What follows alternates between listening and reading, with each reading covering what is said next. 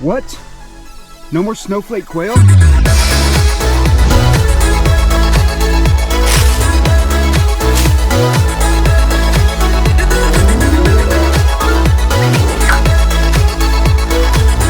guys, let's do it again, another video.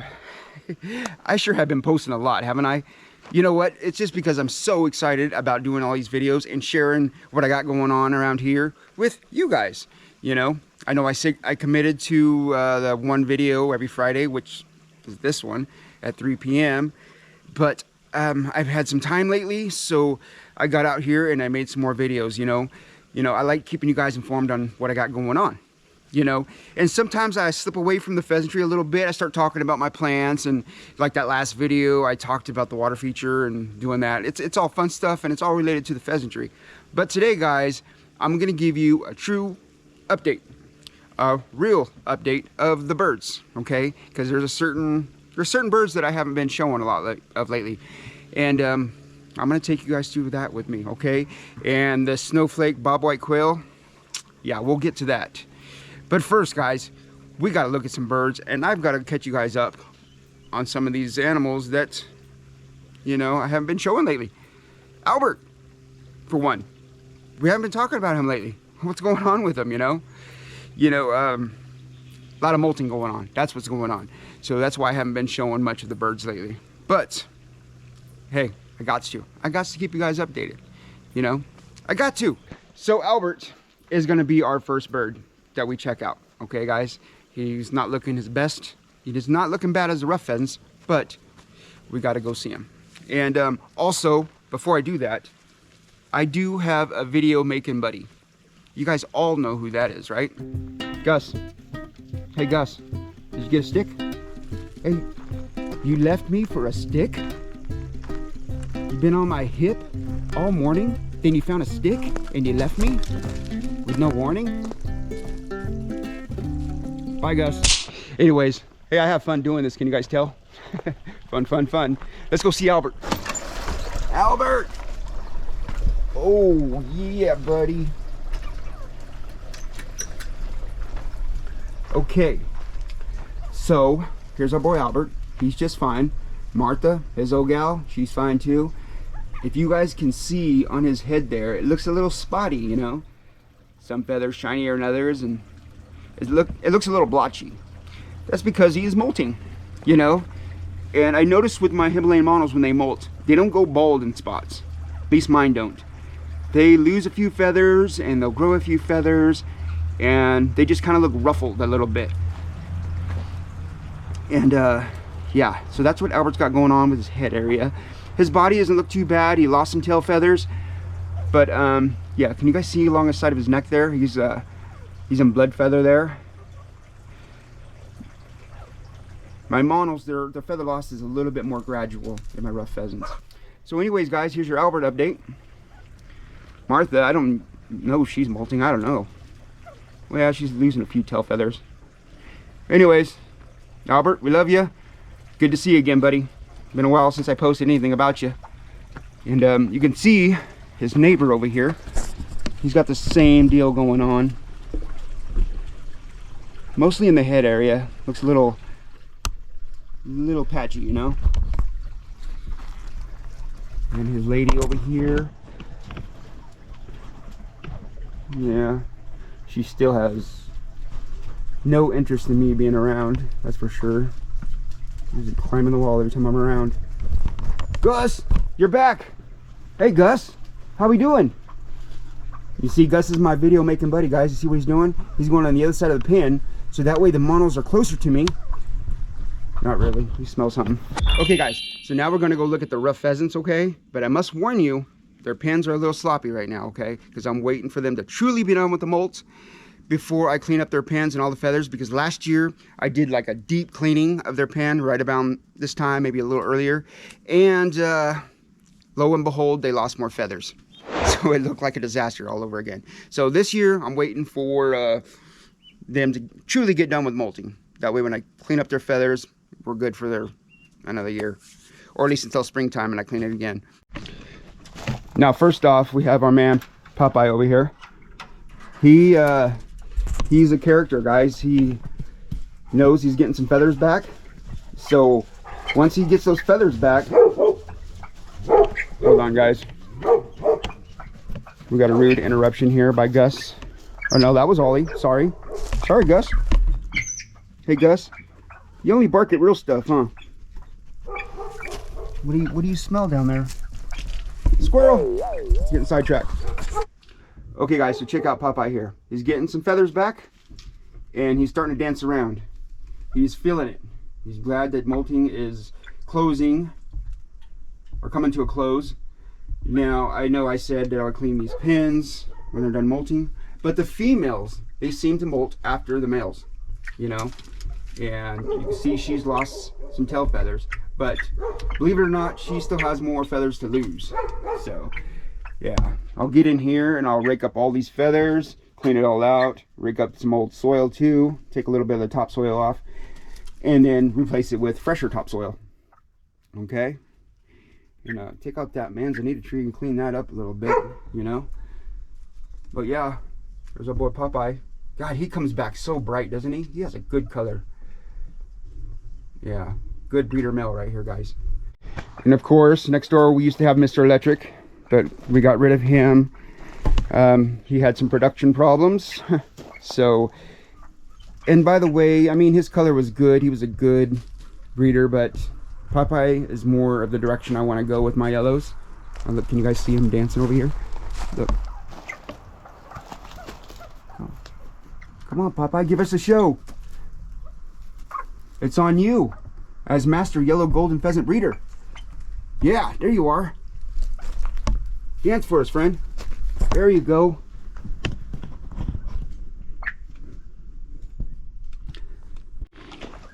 Okay, so here is Boss Man.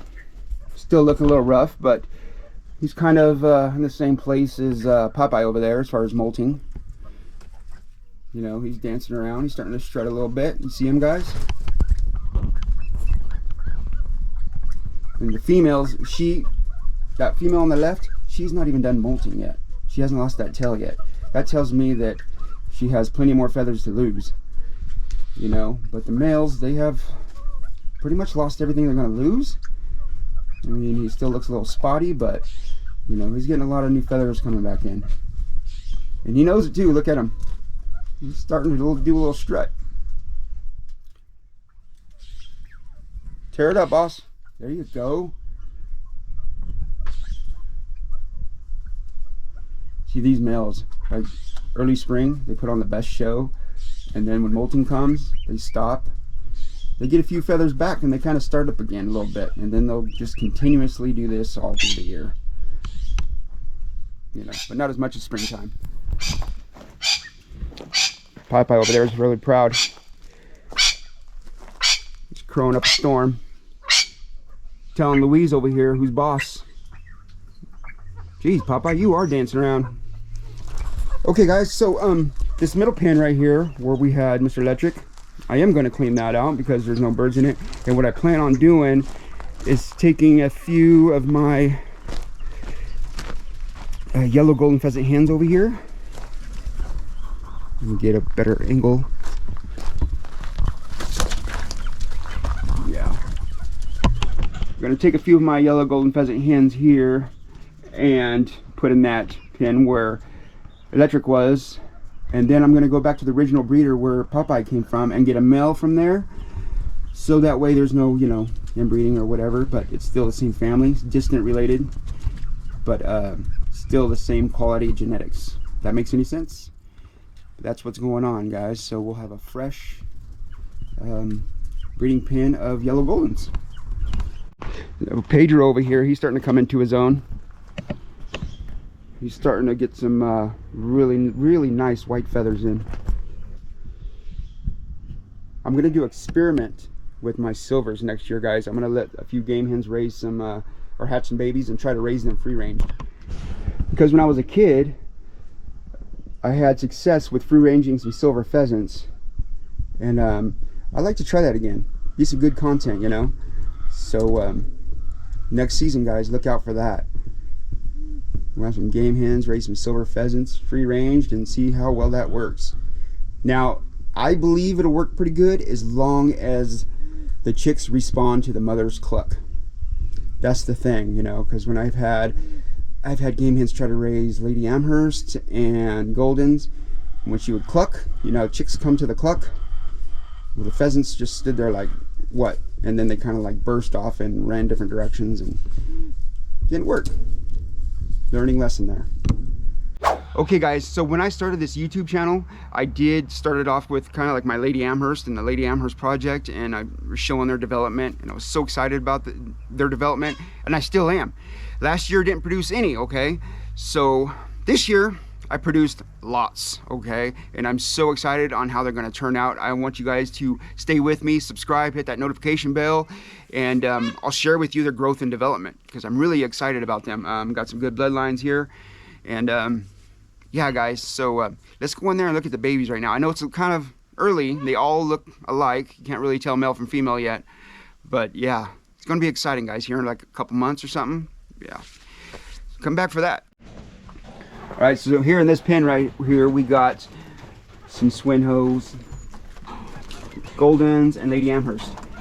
Now the Goldens and Swinhoes I can easily tell male and female, but the Lady Amherst, you know, mind you, the hens laid a little bit later, so these are a little bit younger. So they all pretty much look the same. Like there's one right there. And then we had Flynn fly up here just now. But yeah, they pretty much all look the same. Can't really tell male from female. But here in a couple months, a month or two, maybe just a month, we'll be able to see some real changes in them. It's gonna be so exciting, guys. Frank's excited. Louise? Prince are excited. Popeye's excited. Mrs. Tracker Pond, I'm so excited. Something very interesting about one of my breeding trios of Lady Amherst. Well, one of the hens is still laying. So that tells me she's not even started molting yet. But yeah, I just let her keep her eggs. If she wants to sit on them, I'll let her. If not, I'll collect them.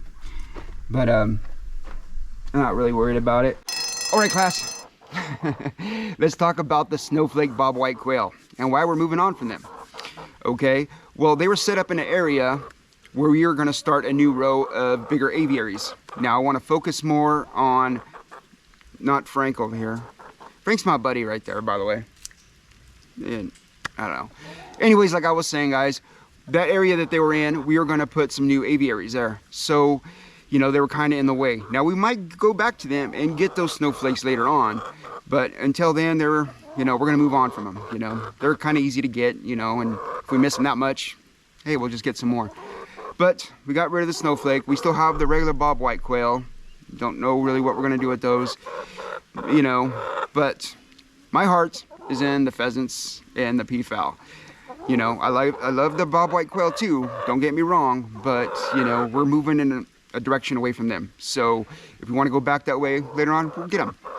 Anyways, guys, let me show you the area I'm talking about. Kind of have this sprinkler going wild right now in my way there, but just dodge that. Oh yeah, by the way, look at the new tree I put in the ground right here. Ornamental fig tree. Pretty cool, huh? Anyways, let's not get sidetracked. Okay, so that's where the bobwhite quail or snowflakes were in, and then there was a little 4x4 brooder hutch that I had attached to it. They weren't connected, they couldn't go from one pen to the other, but I was going to do that, and then I thought, no, that is just not the direction I want to go. I want to put a bigger aviary here, do my 8x16s here. So yeah, that's where the snowflake bobwhite quail were, and I was going to attach it to here, you know, connect them. You know, they're side by side, but they're not connected. You can't go from one to the other. But I'm just going to keep that as a brooder, and I don't know what I'm going to do with this yet. I'll set it to the side, maybe when I get some more snowflakes, I don't know. But this area right here, guys, is going to have 8x16s right here. Boom, bam. This will get moved to the side, another outside brooder, give you a better view. So we'll have 8x16s lined up here. Eventually we're going to tear this down. I build one here and need to move on. This will get torn down, but it's still, you know, a pen that will hold birds, so I'm not in a hurry to get rid of it. There's the little octagon shape where the Nepal College are. And I'm not going to tear down this pin here. We'll just move it. It'll be a hard job to move this big thing right here. But it was built not with 2x4s, it was built with 2x3s. And I think it'll be a few man job, we can move it. But yeah, that whole row back here, guys. And this right here, dog kennel. See the mismatched pins? See why I'm moving on from it? Doing my uniform 8x16s. But yeah, and let me stand back just a little bit. Okay, so those 8x16s will be lined up right here. Okay, now mind you, that right behind it is my other row of 8x16s. You know, it'll be pretty cool. So this Himalayan model right here will get moved to one of them, of course. And Nepal College, of course, will get moved to the other. Let's pay the Nepal College a visit too. Yeah. She's not done molting. He is, I believe. I'm gonna clean this pin out with all those feathers pretty soon and lay down some fresh topsoil. But yeah, I don't show these guys a lot either. Get a little footage of them. Yep, he's a beauty. That guy right there, he's beautiful. Mr. College, Mr. College. Does it have a ring to it? I don't know. It's fun saying College though. Feel fancy. College, College. Nepal College. White Crested College. Any College. Here College, there College, everywhere College, College. Huh?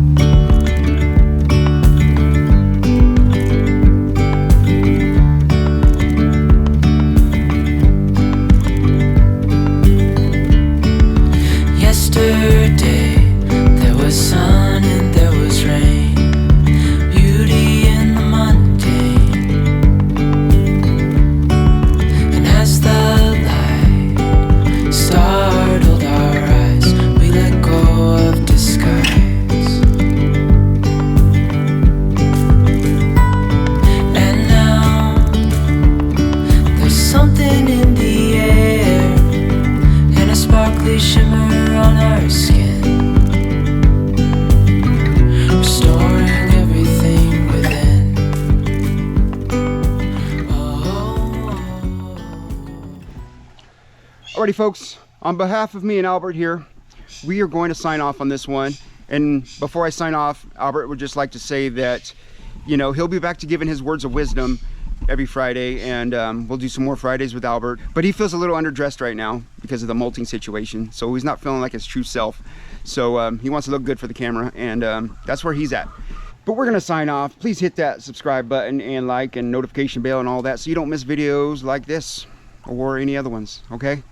Until next time, guys, we'll see you. Bye.